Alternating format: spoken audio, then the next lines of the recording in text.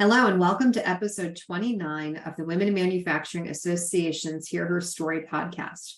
My name is Allison Graylis and I am the president and founder of the Women in Manufacturing Association and Education Foundation.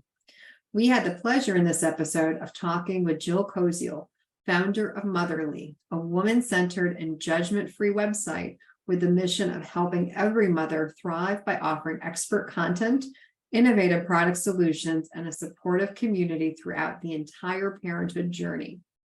During this conversation, we asked Jill about her entrepreneurial journey and how the pandemic has changed Motherly's communication strategy with their audience. Jill also shared some great tips on how she manages her busy schedule, and she offered practical advice she's received along the way to pass on to others. We are so proud to have Jill with us today to hear her story.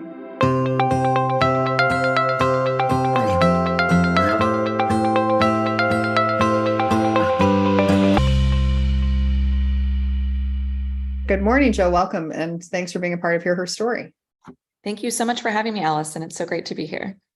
I'm thrilled to have a conversation with you and so very impressed by the work that you're doing and this community that you've created with Motherly, and would love to learn right off the bat a little bit about your background and how you found your way to leading and starting Motherly.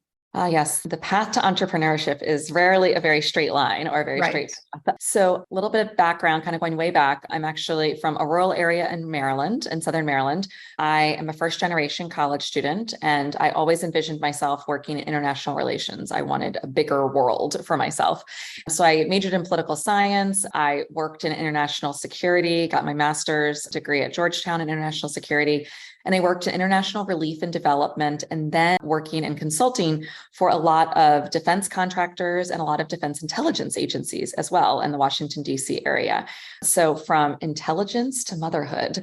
And so did that for a dozen plus years. And I really think entrepreneurship, the training, the skills that you need, a lot of them can be derived from consulting. So that was really, really wonderful and helpful for me.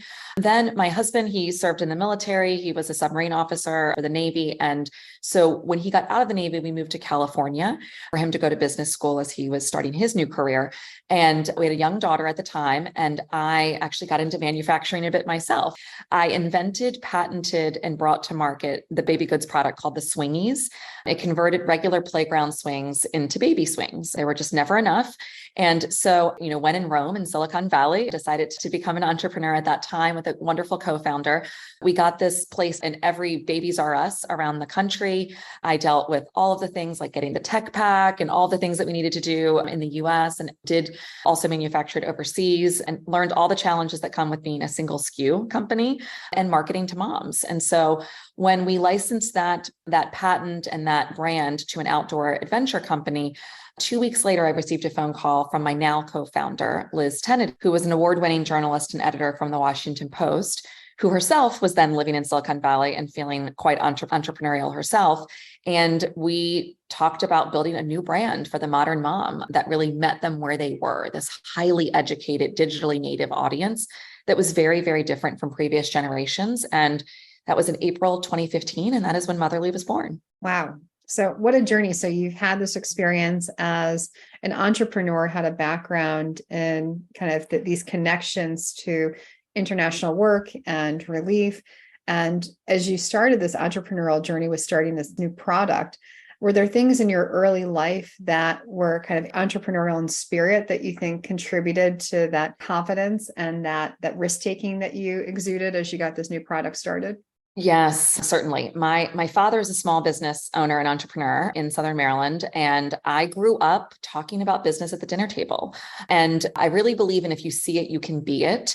And while my father was not, a woman, I was able to see what it took and see myself in that. And I was part of it. I don't think we ever had a dining room growing up. It was always like this office or production area for his business.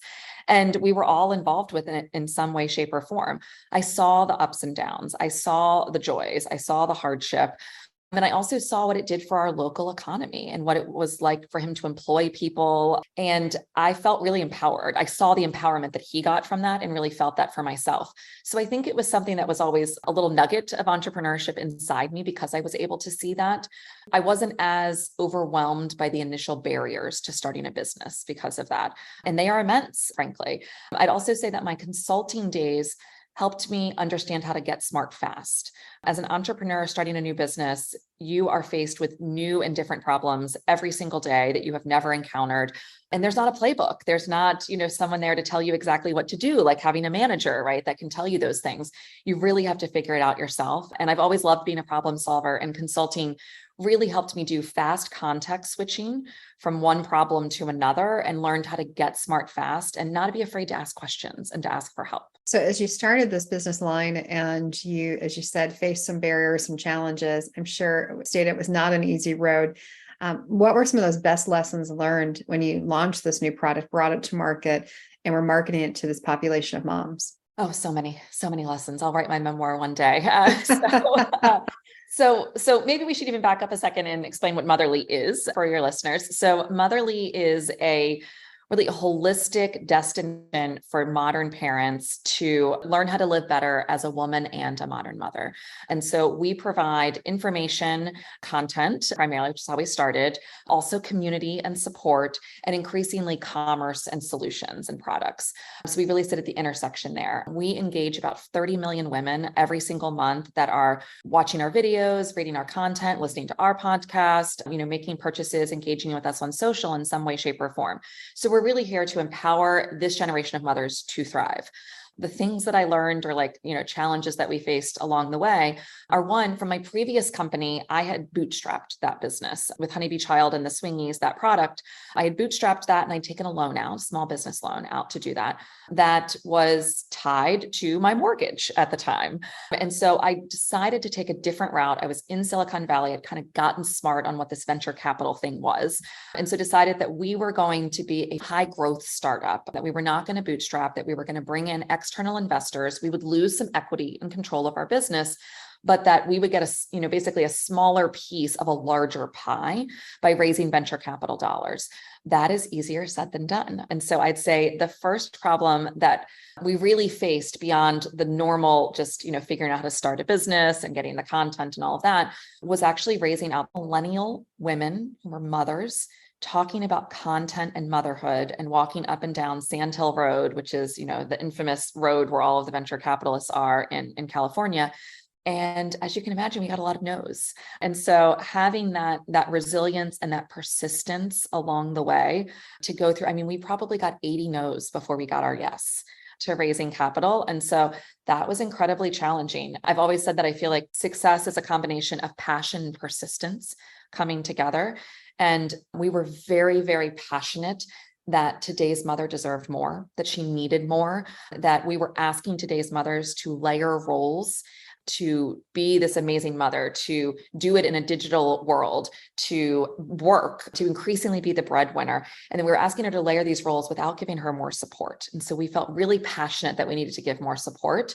And so we were persistent. We were definitely demoralized at times by the questions and the comments that we receive from largely older white men that were investors back in 2015, starting to change, thankfully.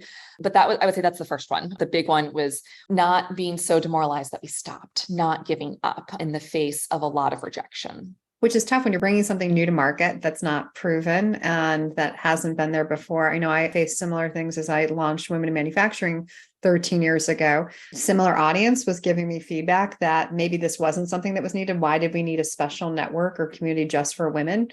And was shocked, of course, by that response. And likewise had difficulty finding early supporters. So lots of no's along the way. And so very kind of empowering when you finally find that right partner and those right companies that support your mission and authentically care about the work that you want to achieve. So starting in 2015, obviously some dramatic impacts happened to women during this period of pandemic and post-pandemic. We know more than 3 million women exited the workforce. How have your resources changed, or have they changed for women and moms in particular who are still in industry or looking to get back into the workplace? So we have always been obsessed with our audience, obsessed with moms and giving them what they need and meeting them where they are for what they need. And so one of the gifts of sorts of having a challenging time and it taking longer than we would have liked to raise capital is that we really organically grew. And so we grew through organic mom to mom sharing of our content over time. And that was a really great feedback loop for us on what mom needs and wants. And to your point, it has changed and evolved over time. In the earlier days, we really launched the end of 2015, but we didn't really start to scale until probably 2018. And in 2018, we were sharing a lot of what we called motherly stories. These were stories that moms were writing in first person that were helping moms feel connected and not alone. They were sharing their experiences and finding those were going viral. And we shared them. Like, I was going to fold the clothes, but I held you instead, as an example, right? Things that are a bit more universal. And they were emotionally connecting with mom. So those were the things that were really, really important in the early days. And video was really booming through the distribution channels on social media and the such. And then it wasn't just that COVID hit, it was also some crazy election years that happened as well, where we had a very polarized country. And we also found that our distribution mechanisms, a lot of them over social media, they were deprioritizing publisher content that wasn't news related at the time. And so we found that it was harder for our audience to find our content. And so we started having to lean into different things like email and our podcast and things like that to deliver our messages to her. We also found that mom was obviously in survival mode at this time. She was burning it at every end. I mean, she was already at her breaking point. And in fact, in January of 2020, we had designated it the year of the mother. And we had this entire platform that we were beginning to advocate for mothers in 2020. With the pandemic, I would offer that it actually became the year of the mother in a different way. We could no longer hide that we were caregivers in the workforce. It was front and center. It was on Zoom. Our children were home. There were no caregivers there beyond us, and we were trying to make it all work. And so mom was coming to us for different information. She was coming to us for just support and empowerment of how to get through this, how to advocate for herself in her partnership, perhaps if she had a spouse or a partner, how to advocate for equity in the home, because a lot of the progress we've made started to get undone during COVID. She also was coming to us to how to advocate with her employer on how to have flexibility and understanding in this world, how to prioritize her own mental health. And then, of course, most importantly, health and well-being of her children. We really doubled down on wellness and on well-being during the pandemic and found that because Motherly has always been evidence-based and expert-driven, we really stood tall in the pandemic when there was a lot of disinformation being spread. We were the place to come to get the ground truth of what was happening and how to really protect her family in every way, physically, mentally, and emotionally during this time. And that's something that has really stayed with us at Motherly as we've thankfully reached a different phase leaving the pandemic. So as you mentioned, your platform, your services, your resources have evolved over time. When we talk to our members, we most recently conducted an annual survey for women in industry. So women in manufacturing, there's about 3.4 million women in manufacturing present day. They cited some top impacts for them in the workplace, and those included things, the top being flexibility. So interest and flexibility in the workplace. Childcare was a top consideration and something that's top of mind for them as they either stay in our industry or think of reasons why they might leave the industry. What are those things that you're seeing your audience and your community of mothers?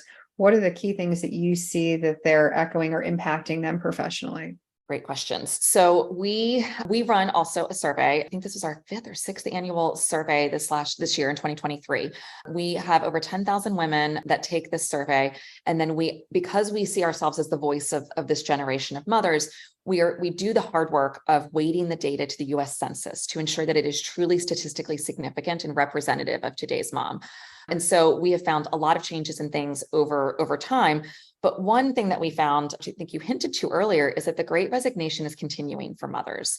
Nearly 2 times as many women reported that they were stay-at-home mothers in 2023 than in 2022. It went from 15% to 25%. It is in some ways a return to where it was previously. And the interesting thing there is that more moms will work when there's flexibility.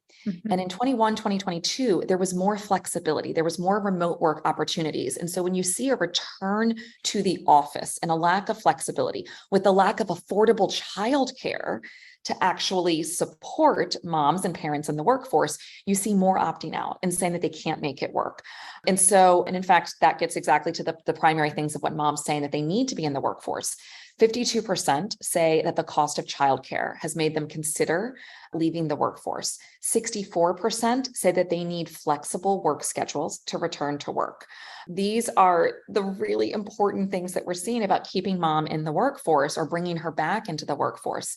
And I talk on podcasts and in the press about this as being no longer a nice to have to understand what moms need to be in the workforce. The millennial generation is the first generation in history in which women are more educated than men. Women as the most educated cohort, we need them in the workforce. The vast majority of women become mothers. We need to find ways to prioritize their needs to enable them to work in the workforce. If we do not, it is no longer a nice to have. It's an economic imperative, because if we do not do this, we will lose competitiveness, not just, individually as companies, but as a nation, frankly, we will lose competitiveness. We have to have women working. We have to have mothers working in the workforce. And we have to find ways to provide the flexibility and the affordable childcare that they need to make that happen. Yeah, we're sharing that same message to our manufacturing companies that we work with, that this isn't something that's a nice to have. It is an imperative, and it's a necessity if you want to retain your current female workforce and just generally parents. And as well, if you want to recruit a new generation, especially millennials, into manufacturing as an industry or the general workforce, that flexibility has got to be considered and also adapted to make it a great place to work. And the challenging pieces for manufacturing is that, unfortunately, manufacturing companies aren't always the most progressive. So we do see some wonderfully leading companies who have embraced concepts and constructs like on-site childcare or childcare reimbursement or voucher programs. And as well, many of them are trying to reimagine how production work happens, where the vast majority of women in manufacturing are, but also reimagining just how can women's talent and treasure be amplified in our industry, and how do we make it someplace flexible where they can lend that talent, expertise, education, while at the same time having that time at home or the flexibility they need to be a parent. So it is a critical time. And I think one of those great outputs or positive outputs of pandemic, as I'm sure you've seen from your member community or your motherly community, is that we've humanized the employee, that we aren't now hiding or keeping in secret that a person is a parent. And that was the thing that I think was so strange when I first had kids, now almost 18 years ago, is that it was something that was really shunned upon to talk about. It wasn't something you discussed, that you had parental responsibilities or had to leave a meeting early because of childcare, your childcare institution closing and having to pick them up. So I do think that humanization is a positive piece, as well as this edict that we have to change the way that we support women in the workforce. Explore new horizons at WIM's annual Summit Conference, taking place on September 25th to the 27th, 2023 in sunny San Diego, California. Hear inspiring keynotes from industrial leaders from Boeing, Clorox, Siemens, and more. Participate in plant tours at leading manufacturing facilities, including Taylor Guitars, Sherwin-Williams, and NASCO. Engage in breakout sessions with expert presenters and network with more than 1,000 of your peers from across the country. Make the most of your summit experience by taking part in volunteer opportunities, traveling dinners, and the Horizon 5K. And celebrate women in manufacturing at our annual Hall of Fame Gala on September 26th. Virtual passes are also available. Get the details and register today at womeninmanufacturing.org/summit. Join us on August 11th for the third annual Moms in Manufacturing Conference produced by the Women in Manufacturing Association. This virtual conference has been specifically designed to support, inspire, and empower moms and caregivers working in the manufacturing industry. New this year, a group viewing party registration option allows your company to access Moms in Manufacturing for a flat rate, which includes access for unlimited attendees at one or multiple sites or locations across your organization. Visit www.womeninmanufacturing.org to view the full conference agenda, the esteemed list of speakers, and also individual and group pricing. Mothers are the foundation of society, frankly. Right. And there's different levels to it. And we have to find a way to make it work at all levels. In the home itself, we have to prioritize caregiving and motherhood. We have found that actually mothers are taking on more of the household responsibilities in 2023 than they did even in 2022. Again, as there's this return to work. And again, mothers are starting to bear even more of that. The second is at the corporate level and understanding and valuing this, that to your point, people are multidimensional. There are different aspects of their life and they all contribute to who they are as an employee. And if a mother is not thriving, her family cannot thrive. If her family is not thriving, she cannot thrive in the workplace. And so these things all ladder together. And then lastly, at the, beyond the corporate level, it's also at the governmental level. Mm-hmm. These are problems, frankly, that we need to solve at every single level. And, unfortunately for corporations, until the government actually steps in to provide affordable childcare, to provide universal paid family leave and types of things like this that are the norm in every other developed country, the corporations will have to bear the brunt of that. And so it's really wonderful to hear that there are manufacturing, member corporations that are starting to take the lead on this. I would advocate that they then stand tall and show what this does for their business and for the economy in their areas, and to start to advocate not just for other corporations to do it, but to start to demand that the US government take a role in this as well. Fully agree. And I do hope that they lead by example. And we hope to as well capture some of their great success stories with a goal of inspiring and encouraging other companies to follow their same pathway. So I know that I'm sure you have a very busy schedule. I'm sure you're a very highly demanded person with time, both personally and professionally. So I'm sure you have lots of life hacks that have helped you manage it all, whether it be time management, managing kind of home and work and that integration that's so very critical. Any life hacks or some key advice you would give in terms of some things that have worked for you? Yes. I will say, first off, it changes as your children change. I have 9 and 11-year-olds now. And so my hacks of sorts to make it work as a working mom, changed a bit from when I had very young children to now. I now have the backstop of school, frankly, as childcare. And so that helps. So I'll go through a couple of them. The one that has stayed constant through my entire motherhood journey and working motherhood, even before entrepreneurship, was if it's not on the calendar, it doesn't get done.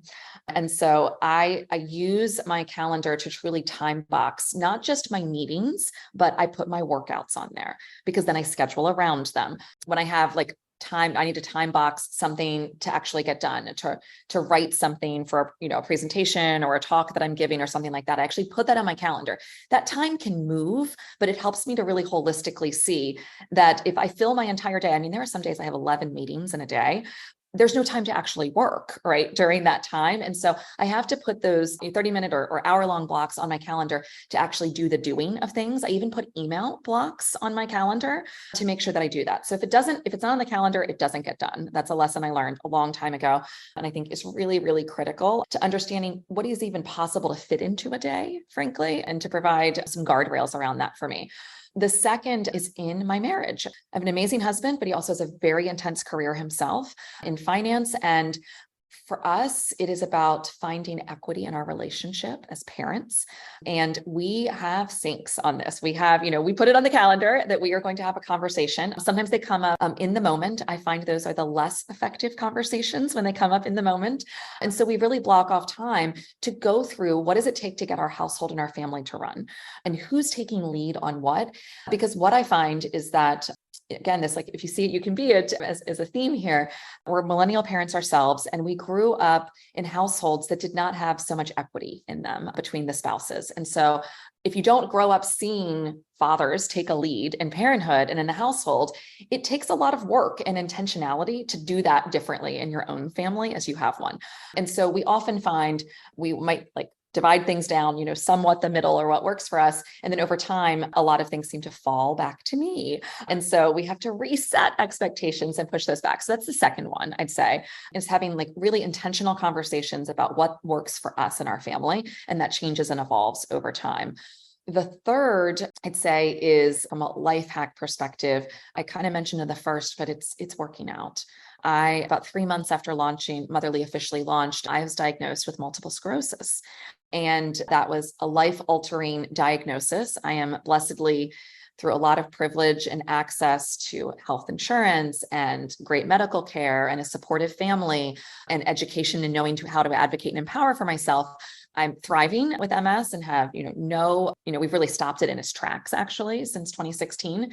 But that was a wake-up call for me that I needed to prioritize my health and that I was not going to be a great employee or a great mom if I was not healthy. And so I really protect that workout time. And I know that sounds, easier said than done. But again, that calendar and blocking that time and making it happen and being unapologetic about it, both the workforce that I am doing this is important to my health, and with your partner and with your children.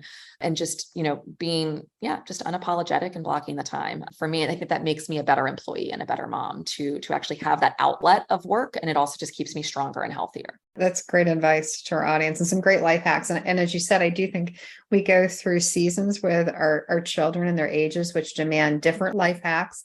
And I'm lucky to have now a 17, almost 18-year-old and 16-year-old, and definitely lots of different demands on time. And I keep saying that to friends, kind of that big kids, big problems. Yes. The things that used to keep me up at night are much different things present day. And where they need you and when they need you is a lot different than when they're younger, or 9 and 11 as yours are present day. So as you look at, again, kind of key pieces of advice you've received from mentors or those who have advised you over the course of your career, what would you say is one of those best pieces of advice that you were given in your career? Oh, I don't know if I can narrow it down to just one. The first that came to mind, though, is that feedback is a gift, not a mandate for change. And that shifted my perspective on it. And this was given to me when we were in that capital raise, actually, and getting a lot of feedback from people that were saying no to investing in us. When I switched it and saw feedback as actually a gift and that I could learn from that, it was helpful to see someone else's perspective. I could try it on for size. What was coming up for me when I heard that feedback was, a bit of a mirror or something for me to, work through or think of, but that it was not a mandate for change. To be given feedback, I needed to actually internalize it myself and decide what was going to work. And I think more authenticity comes from that when you do that. And so I think that's one for me. Feedback is a gift, not a mandate for change. The other is that there's nothing like 10 years of hard work to look like an overnight success.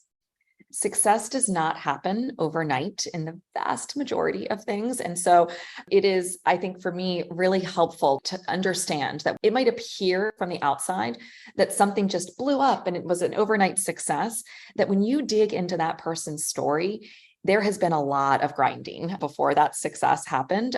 And that is how you get to success. Again, it's that passion, that persistence that come together. And that to me was pretty freeing to know. I often was holding myself and Motherly to companies that were much older and that had been around a lot longer and their level of success, or in my own career doing that as well and being like, oh, they've accomplished so much by my age or something like that. But when I would look back and dig into the stories and really dig deeper and not just the superficial level of it, I would see that oh no, these people have been grinding for a very long time on this one thing, right, to make it happen. And so to me, those were two really good pieces of advice that I still carry with me today. Those are great pieces of advice. And I do think it's really easy to compare ourselves to others and to also get really down quickly about our own success, with not knowing or not necessarily informing ourselves of that whole journey that person took to get to that current and present state. Exactly. So as you look at our audience, again, we have members and people connected to us, women in industry from all different roles and responsibilities, all different walks of life. Is there one single piece of advice you'd want to leave with these moms in manufacturing and this audience of individuals? And even maybe, again, these could be current moms or prospective moms or people thinking about having a family. What would be a piece of advice that you'd want to leave them with as they either are in this journey of being a mom or prospectively looking at becoming a mom or parent?